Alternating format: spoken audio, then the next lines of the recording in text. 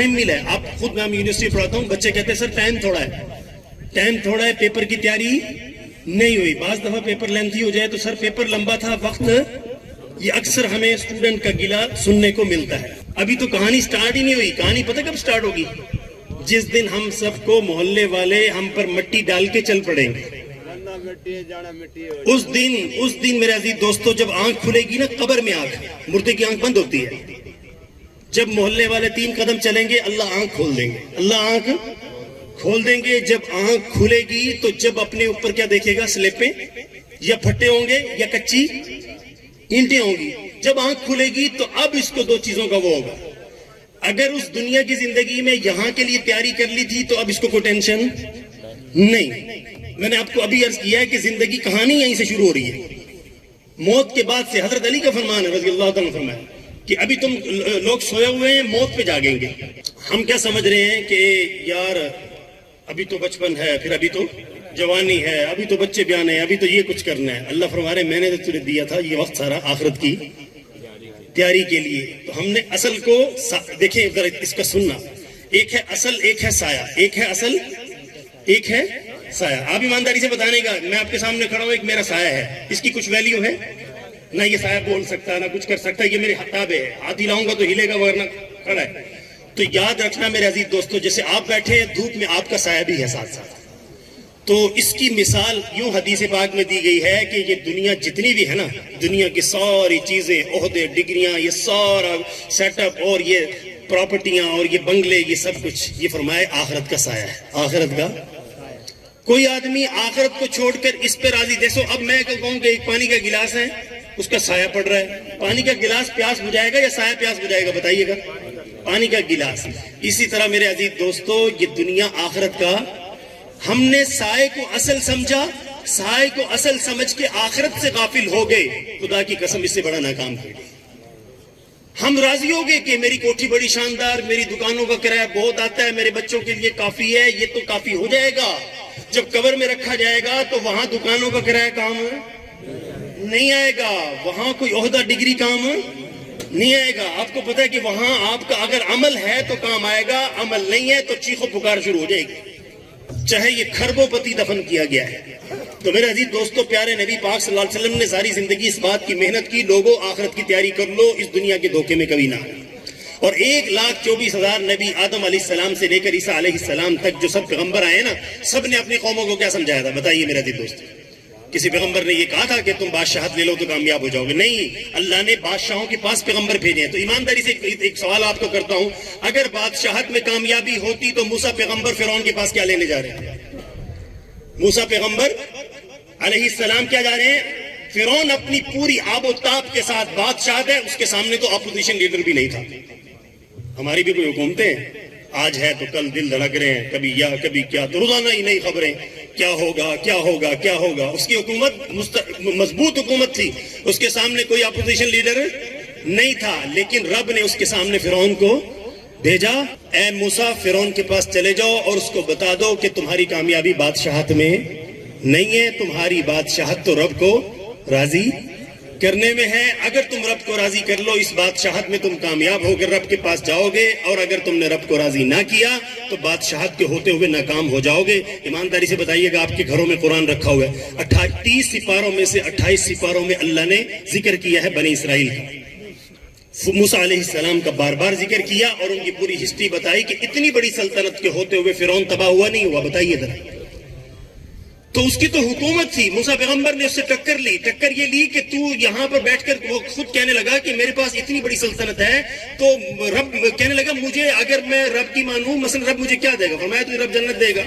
رب کی مانے گا, رب تجھے کامیاب کرنے گا. رب تو میں خود ہی ہوں, رب تو میں, قرآن میں اس الفاظ ہیں, اس نے دعویٰ کیا انا ربکم الاعلی, کہ میں خود رب اعلیٰ ہوں. لیکن اللہ رب العزت نے, ایمانداری سے بتائیے گا, مصر کے دریا میں اس کو غوطے دیے نہیں دھوتے, اس کی ساری فوج سمیت اور اس کی کابینہ سمیت ایک ہی پلک جھپکنے میں, ایک ہی لمحے میں اللہ ساری فوج اور اس کی کابینہ کو دریائے نیل پہ لائے اور لا کے موسیٰ پیغمبر, اللہ نے ایسا پھر اس کو, وہ جو اس کے سامنے وہ معجزہ موسیٰ علیہ السلام کا دکھایا کہ وہ اپنے لشکر کو لے کے بنی اسرائیل کو جب جانے لگے, آگے دریا پیچھے فرعون آ رہا ہے اپنا لشکر لے کے ان کو قتل کرنے. اللہ تعالیٰ نے فرمایا موسیٰ گھبرانا نہیں ہے اور آپ سمندر پہ لاٹھی ماریں اور ابھی دیکھیں کیا ہوتا ہے. اب دیکھو سمندر بھی کبھی اور دریا بھی کبھی راستے دیتے ہیں.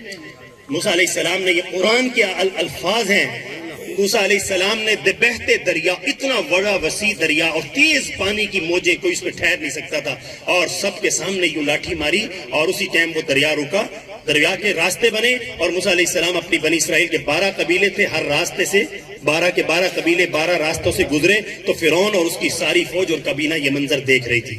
تو کہنے لگی ان کو تو پکڑنے آئے تھے کہ کیا کریں. تو مشیروں نے کہا کہ جی مصر آپ تو رب ہیں, آپ تو کیا ہیں. تو اس لیے اللہ نے بتا دیا رب کوئی اور, رب تمہارا ایک ہی ہے, ازل سے ہے, ابد تک وہ ہمیشہ رہے گا. اس کے علاوہ اللہ کہتا ہے میں تھوڑی تھوڑی بادشاہتیں دیتا ہوں. اللہ کہہ رہا ہے تم سمجھو گے ہم چلتے رہیں گے. اللہ نے کہا نہیں, ایسا نہیں ہوگا. تو جب وہ اس کے مشیروں نے کہا کہ حضرت یہ دریا بھی آپ کا ہے, یہ سلطنت آپ کی ہے, تو بسم اللہ کہ وہ اپنے طور پہ کہنے لگا جی چلو جی ہم بھی چلتے ہیں, اسی راستوں سے گزر کے ان کو پکڑ لیتے ہیں. تو اللہ اپنی تدبیر دکھانا چاہتا تھا. وہی بنی اسرائیل جو کل تک ان سے بچے ذبح. تو اس واقعے میں ہمارے لیے سبق یہ ہے کہ یہ بنی اسرائیل کون تھے, نبیوں کی اولاد تھے. ابھی آپ کو بتا دیتا ہوں کیسے. تو ان کی ہسٹری میں آپ کو 5 منٹ میں بتا دیتا ہوں. ابراہیم خلیل اللہ خدا کے پیغمبر ہیں, بتوں کی عبادت نہیں کی. لوگوں نے کیا کیا آپ کو پتا ہے, پھر بت خانے میں جا کے بت توڑے. بادشاہ نے آرڈر کر دیا آگ میں ڈالو, آگ نے بھی نہیں جلایا. تو بادشاہ نے کہا اس کو تو آگ بھی اثر نہیں کرتی, کیا کرے, ہماری ذلت ہو رہی ہے. حالانکہ معجزہ دیکھ کر ایمان لے آتے, ایمان نہیں لائے. پورا ملک اگلا آرڈر کر دیا بادشاہ نے کہ ابراہیم جلا وطن ہمارے علاقے سے نکل جاؤ. وہ اپنی بیوی کو لے کر چلے. خلاصہ یہ ہے کہ اللہ رب العزت نے ان کو دونوں سے ایک کام لینا تھا, اور راستے میں بی بی حاجرہ سے شادی ہوئی. پھر اللہ رب العزت نے بیٹا دیا, اور پھر آرڈر کیا کہ جا کے بواد غیر ذی زرع عند بیتک المحرم, جہاں اللہ نے کعبہ آباد کرنا تھا, جہاں کعبے کی زمین ہے, کہا کہ ماں بیٹا کو وہاں چھوڑاؤ. پھر وہی پتہ آپ کو تھوڑی سی گٹھلیاں اور پانی, وہ بھی ختم ہوا. تو پھر اللہ نے ان کے قدموں سے آب زمزم کا چشمہ جاری کیا. تو پھر وہ جب بڑے ہوئے تو آپ کو پتہ ہے کہ ذبح کا اشارہ ملا, تو ذبح کرنے کے لیے لٹایا, رب راضی ہو گیا. تو اس موقع پر اللہ تعالیٰ قرآن, اب یہ ہمارے لیے اس میں بہت بڑا سبق ہے جس میں مقصد کی طرف آنا چاہ رہا ہوں. تو اللہ تعالیٰ نے فرمایا کہ اے ابراہیم آپ کو میں نے خواب دکھایا کہ بیٹے کو ذبح کر رہے ہو, آپ نے میری چاہت کو پورا کرنے کے لیے بیٹا بھی ذبح کرنے کے لیے لٹا دیا. لو ابراہیم آپ کو بدلے آسمان سے دمبا آیا, اور بدلے میں وہ فرمایا کہ آپ کی قربانی قبول ہے. اے ابراہیم تیرا ایک ہی لخت جگر تھا, بڑھاپے میں ملا تھا, بس میرا حکم پورا کرنے کے لیے وہ بھی لٹا دیا. اب خوشخبری لے لے, وبشرناہ باسحاق نبیا من الصالحین, میں تجھے ایک اور بیٹا دیتا ہوں جس کا نام اسحاق ہوگا, وہ بھی نبی ہوگا اور صالح ہوگا. اور اس میرے عزیز دوستو ساتھ ابراہیم علیہ السلام کو کہا کہ باپ بیٹا مل کر میرا کعبہ سجاؤ, میرا گھر بناؤ. ان سے گھر بنوایا. اب میں آپ کو بتانا یہ چاہ رہا تھا کہ یہ فرعون تک گاڑی کیسے پہنچی, یہ میں پہنچانا بتا رہا تھا. ابراہیم علیہ السلام کو اللہ رب العزت نے بڑھاپے میں جب ایک بیٹا ذبح کے لیے لٹایا تو خوش ہو کر اللہ نے دوسرا اسحاق دیے. اسحاق علیہ السلام بڑے ہوئے, شادی ہوئی, اللہ تعالیٰ نے ان کو بیٹے یعقوب دیے, وہ بھی نبی بنے, وہ بھی کیا بنے, نبی بنے. اور اللہ رب العزت نے یعقوب علیہ السلام کو بیٹے دیے. ان بیٹوں میں سے ایک بیٹے یوسف علیہ السلام تھے, بھائیوں نے کنویں میں ڈالا. خدا اپنی تدبیر دکھانا یہ چاہتا ہے, قرآن اگر پڑھیں گے تو سمجھ میں آئے گی, ورنہ اخبار کی جھوٹی خبریں پڑھ کے ہم امیدیں لے کر قبروں میں چلے جائیں گے, کام نہیں بنے گا. قرآن کی سچے, میں نے پچھلے بیان میں آپ کے یہاں کہا تھا کہ قرآن کی سچی خبروں پر اعتماد اور یقین کر لیں کہ دنیا بھی بن جائے گی, آخرت بھی بن جائے گی. ورنہ یہ ٹی وی ہمیں روزانہ دھوکے میں, روزانہ نہیں خبریں, روزانہ جھوٹ, روزانہ ہمارے ساتھ دھوکہ آ رہا ہے, اور ہم امیدیں لگا کر قبروں میں چلے جائیں گے, کچھ بھی بنے گا نہیں بنے گا. اب میں آپ کو کیا کہہ رہا تھا کہ یعقوب علیہ السلام کے بیٹے یوسف علیہ السلام کو جب کنویں میں ڈالا گیا تو وہاں سے اٹھ کر, آپ کو پتا ہے وہ مصر میں سیل ہوئے. تو پھر اللہ رب العزت نے, آپ کو پتا ہے سارا واقعہ کہ ان پر جب زلیخا فریفتہ ہوئی تو وہ انہوں نے بہتان لگایا. آگے چل کے کیا ہوا تو میرے عزیز دوستو ذرا دیکھنا, اللہ کہتا ہے کہ جس کا میں ہو جاتا ہوں اس کا کوئی کچھ بھی گاڑ نہیں سکتا. مصر کی ملکہ ہے اور جھوٹا الزام بھی دے رہی ہے, رب نے عزت کی چوٹیوں پر پہنچا کر دکھایا. پھر ایک وقت وہ آیا, اللہ نے اسی یوسف علیہ السلام کو مصر کے تخت پہ بٹھایا. اب میں آپ کو یہ بتانا چاہ رہا ہوں کہ مصر میں فرعون کیوں آیا. مصر کے تخت پر, جس تخت پر میں آپ کو یہ بتا دوں آج, جس تخت پر یوسف علیہ السلام مصر کے تخت پر براجمان تھے, عزت سے حکومت کر رہے تھے, اسی تخت پر آگے فرعون کیوں آیا, یہ میں آپ کو آج نقطہ دینا چاہتا ہوں. اس تخت پر فرعون کیوں آیا وہ ہسٹری بتانا چاہتا ہوں. مصر میں بنی اسرائیل کی اتنی ریسپیکٹ تھی, قدم قدم پر سب دیتے تھے یہ پیغمبر یوسف کی اولاد ہے, یہ پیغمبر یوسف علیہ السلام کے بھائیوں کی اولاد ہے. سارا مصر عزت کرتا تھا. پھر اللہ کو بتا رہے ہیں ہمیں, قرآن پڑھ کر تو دیکھیں, حدیث تو پڑھ کر دیکھیں, مصر میں اس تخت پر جس پر یوسف علیہ السلام بیٹھے تھے اس پر فرعون کیوں آیا. اور اسی بنی اسرائیل کی جب گلی گلی کوچے میں, یہ بات میں آپ کو عزیز دوستوں بڑی کام کی بتانے لگا ہوں, آج تک شاید سنی نہ ہو, جس مصر کی گلی گلی میں بنی اسرائیل کی عزت ہوتی تھی، پھر وہ وقت آیا اسی مصر کے اندر بنی اسرائیل کے 70,000 بچے ذبح ہوئے ہیں۔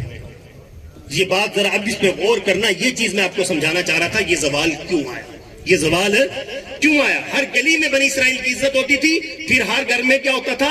بنی اسرائیل کا بچہ پیدا ہوتا۔ قرآن کی آیتیں ہیں، فرعون کا آرڈر جاری ہوا، جس گھر میں بنی اسرائیل کی بیٹی پیدا ہو تو ان کو زندہ چھوڑو، ہم اس کو اپنی باندیاں بنائیں گے، اور بنی اسرائیل میں سے جس گھر میں بیٹا پیدا ہو تو فوراً پکڑ کر ہمارے سامنے لاؤ، اور تاکہ ہم اس کو اپنے ہاتھ سے ذبح کرے۔ خدا کی قسم یہ منظر آسمان نے دیکھا ہے، مصر کا 70,000 بنی اسرائیل مسلمان تھے، یاد رکھنا فرعونی کافر تھے۔ یہ مسلمانوں کے بچے کیوں ذبح ہو رہے ہیں؟ 70,000 بچہ فرعون کے ہاتھ سے، اس کا آرڈر تھا اگر کسی نے اپنے گھر میں اطلاع نہ دی ہمیں بیٹا پیدا ہونے کی، اس کی پوری فیملی ذبح کی جائے گی۔ تو مائیں دھڑکتے دلوں کے ساتھ، جس گھر میں گود میں بچہ پیدا ہوتا تھا آنسوؤں سے تر، دیکھو بیٹا پیدا ہوتا ہے ہمارے لڈو بٹتے ہیں، ہمارے عقیقہ کرتا ہے، خوشیوں کی مبارکباد دی جاتی ہے۔ یہ کائنات نے، یہ آسمان کے نیچے یہ منظر دیکھا گیا ہے، مصر کے جس مسلمان کے گھر میں بیٹا پیدا ہوتا، ماں باپ آنکھوں کے ساتھ روتے ہوئے فرعون کے محل میں خود اطلاع دیتے تھے ہمارا بیٹا ہوا، آؤ ذبح کرتے۔ ان کو پتا تھا کہ اگر ہم تک اطلاع نہ دی گئی تو پوری فیملی ذبح ہوگی۔ خدا کا کرنا یہ ہوا، اللہ نے اپنی قدرت یہ دکھائی، 70,000 بچے ذبح ہو چکے ہیں۔ اور میں اس کو بتا دوں جرم کیا تھا، اب یہ بھی بتا دوں 70,000 بچے جرم کیوں؟ یہ 70,000 بچہ جرم میں کس، بچے تو معصوم ہوتے ہیں، ان کے ماں باپ کو تکلیف کیوں دی گئی ہے؟ یہ اس لیے دی گئی ہے کہ یہ پیغمبروں کی اولاد چلے آ رہے تھے، یہ یعقوب کی اولاد تھے، اسحاق اور ابراہیم کی اولاد تھے، اور یہ انہوں نے آگے جا کے عیاشی میں پڑ گئے۔ کس میں پڑ گئے؟ جیسے آج کا مسلمان عیاشی میں ہے۔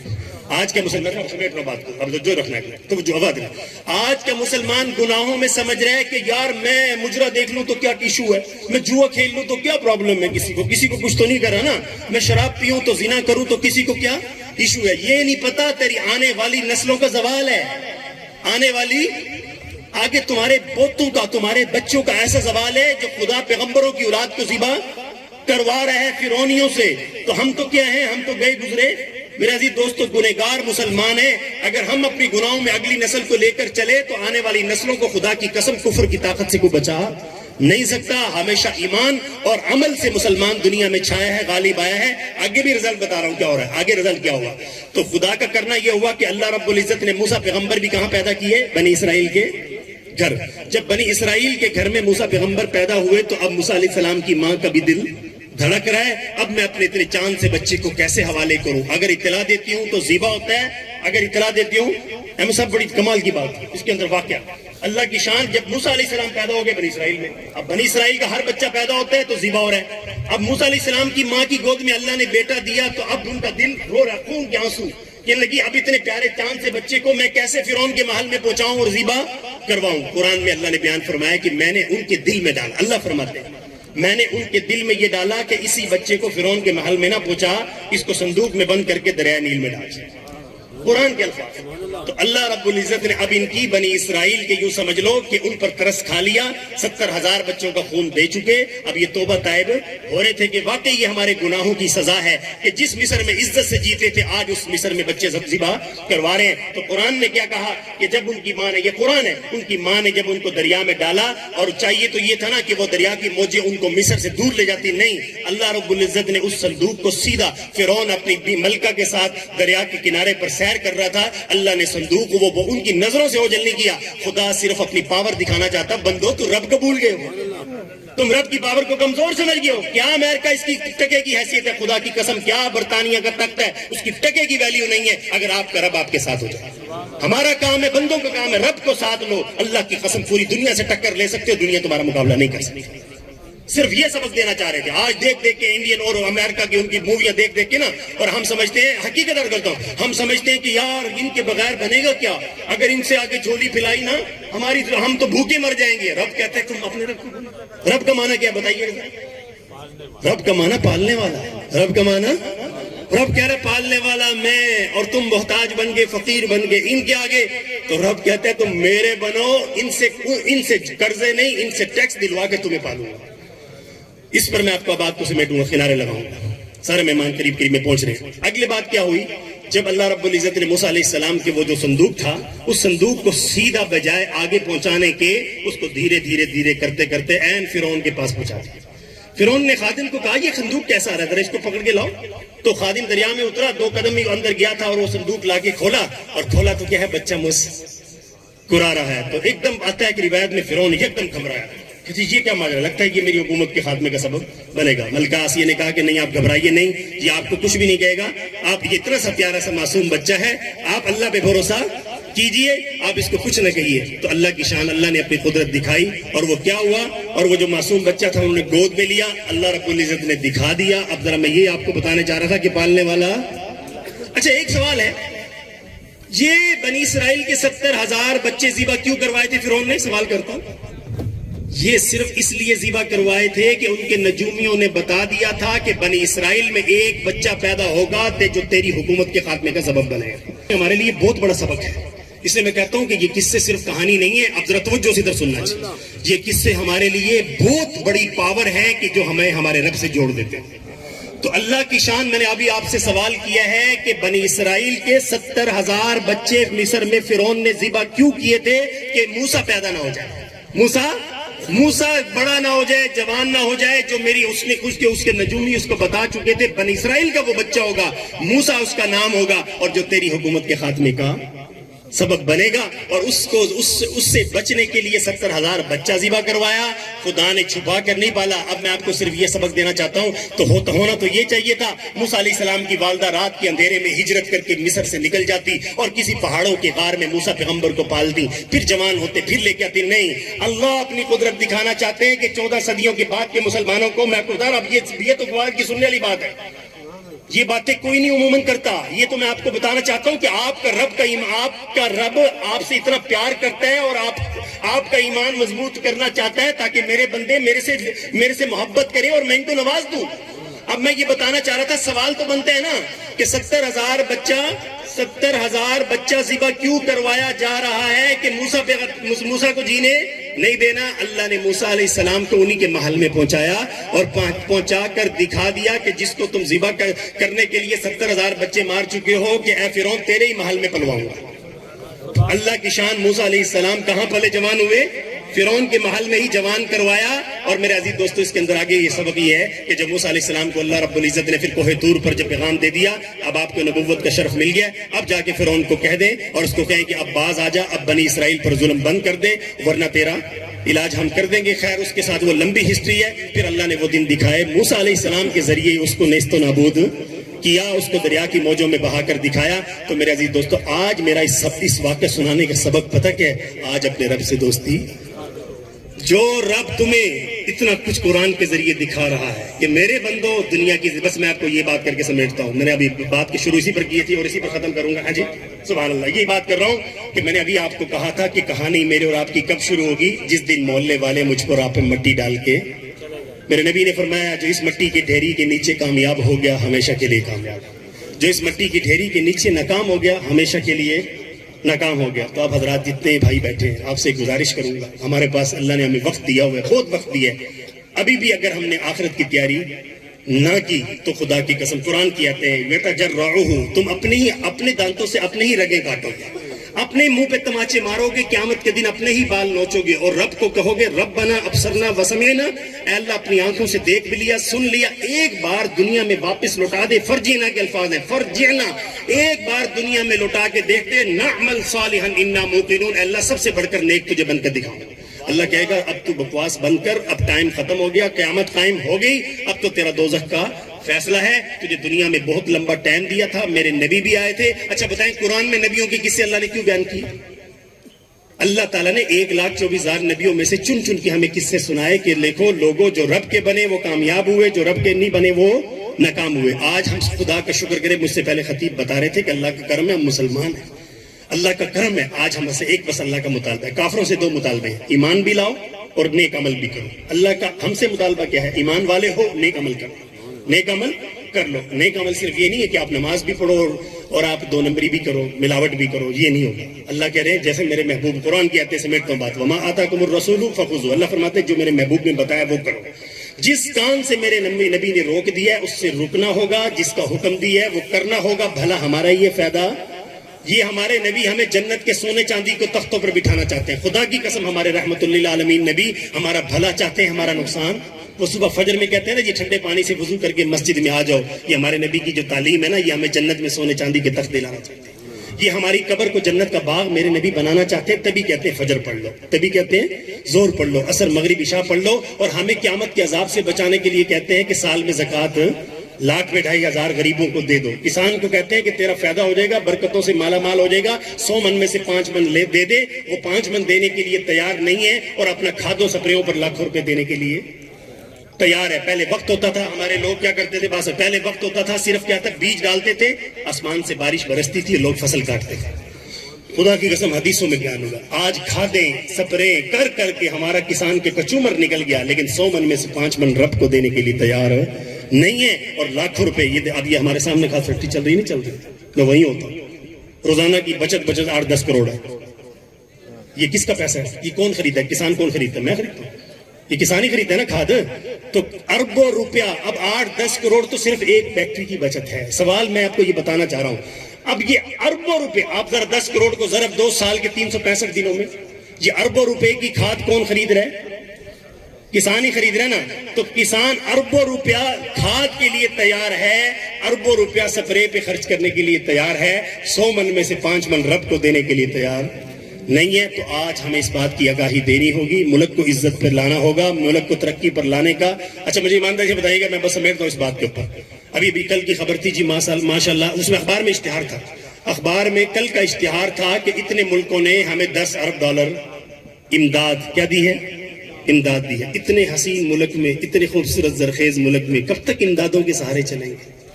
آج ہم نیک بن جائیں، آج ہم نیک بن جائیں، ایماندار بن جائیں، خدا کی قسم اللہ کسی کا محتاج، اللہ کسی کا محتاج نہیں کرے گا۔ آج ہم دنیا کی مدد کرنے والے ہو جائیں گے۔ میرے عزیز دوستو، جب وہ پچھلا میرا بیان ہوا تھا اس میں یقیناً وہ موجود تھے، ان کو تصور تھا، ان کو تصور بھی نہیں تھا کہ یہ لوگ میرے لیے کل آگے بیٹھ جائیں گے، اور ہمیں اور آپ کو پل کی خبر ہے کہ کل ہمارے لیے لوگ آگے ہمیں گارنٹی ہے۔ ایمانداری سے بتائیے گا، اسٹیج پر میرے ساتھ VIP مہمان ہیں، آپ سب بھی ہمارے لیے VIP مہمان ہیں، جو بھی کلمہ والا ہے وہ VIP ہے، ٹھیک ہے نا، اللہ کی نظر میں عزت والا ہے۔ تو میں آپ سے سوال کرتا ہوں، آپ میں سے کوئی کہہ سکتا ہے جی مجھے گارنٹی ہے میں انشاءاللہ کل تک زندہ رہوں گا؟ ایک بتاؤ، ایک بھی جب بتانے کے لیے تیار نہیں ہے تو پھر کس بات کا انتظار ہے، کب نیکی شروع کریں گے؟ جب کل کی اتنا بھی بھروسہ نہیں ہے کہ کل ہم زندہ رہیں تو نہیں، تو آج ہی ہم نیت کریں، آج ہی ایک توبہ کر لیں۔ میرے نبی نے قرآن کے اندر اتنی واضح آیتیں پڑھ کے سنا دی کہ تمہارے گناہ آسمانوں کو چھوئیں، تم رب سے سچی توبہ تو کر لو ایک دفعہ۔ تو آج ہم یہ رب سے وعدہ پکا کریں کہ آج اسی محفل میں توبہ، اور توبہ کرنے والے کو رب اتنا محبوب، اتنا پسند کرتا ہے جس کی کوئی انتہا نہیں۔ تو بڑے سے بڑے گنہگار بھی مایوس نہ ہو، آج بڑے سے بڑا گنہگار بھی، دیکھو سب سے بڑا گنہگار تو میں اپنے آپ کو سمجھتا ہوں، میں بھی توبہ کرتا ہوں، اللہ مجھے میری توبہ بھی قبول فرما، اور اب حضرات بھی توبہ کر لیں۔ اللہ ہم سے جتنے، دیکھو ہم سے گناہ ہوئے ہیں، سب سے میرے عزیز دوستو کوئی بھی بچا ہوا نہیں ہے، سب سے خطائیں ہوتی ہیں، تو رب کو اتنا پیارا لگتا ہے توبہ کرنے والا جس کی کوئی حد نہیں۔ آج سارے بھائی اپنی دعا میں ایک توبہ ضرور کر لیں کہ اے اللہ پچھلے گناہوں پر توبہ، اور توبہ قبول سچی توبہ پتہ کون سی ہوتی ہے؟ سچی توبہ میرے نبی نے فرمایا وہ ہوتی ہے جس گناہ سے توبہ کی ہے اب اس گناہ کو چھوڑے بھی سے۔ اب یہاں توبہ کر کے گیا ہے اور وہاں پہ دکاندار کے، پھر دکان پہ جا کے، کاروبار میں جا کے، نوکری پہ جا کے، پھر وہی رشوت، وہی کرپشن، یہ سب کچھ ہوا، تو یہ توبہ جھوٹی ہے۔ اللہ توبہ سچی قبول کرتا ہے، جھوٹی توبہ آج سچی توبہ کر لیں، خدا ہمارے لیے راستے بنا دے۔ کیا بنا دے گا؟ وہی رزق جو ہمیں حرام کے ذریعے لے رہے ہیں وہ اللہ حلال کر کے دے دے گا۔ تو 5 نمازوں کا پختہ عزم ہوگا انشاءاللہ۔ بس سردی کے بارے میں حدیث بتاتا ہوں، دیکھو ہمیں تھوڑی سی سردی تو لگتی ہے نا، جب جرابیں اتارتے ہیں، کوٹ اتارتے ہیں، تھوڑی سی مشقت آتی ہے، لیکن میرے نبی نے فرمایا یہ چیز تمہیں ٹھنڈے پانی سے وضو کر دینا سردیوں میں، یہ تمہیں جنت کی طرف کھینچ لیتا ہے۔ یہ ہمارا آج کا ٹھنڈے پانی کا وضو ہمیں جنت کی طرف اتنا سفر کروا دیتا ہے جتنا ہم سالوں میں نہیں کر سکتے۔ تو سب حضرات انشاءاللہ ٹھنڈے پانی سے نہیں گھبرائیں گے، 5 وقت کی نماز با جماعت مسجد میں ادا کریں گے، اللہ ہماری زندگی بھی، دنیا بھی بنائے گا، آخرت بھی بنائے گا۔ وآخر دعوانا الحمدللہ رب العالمین۔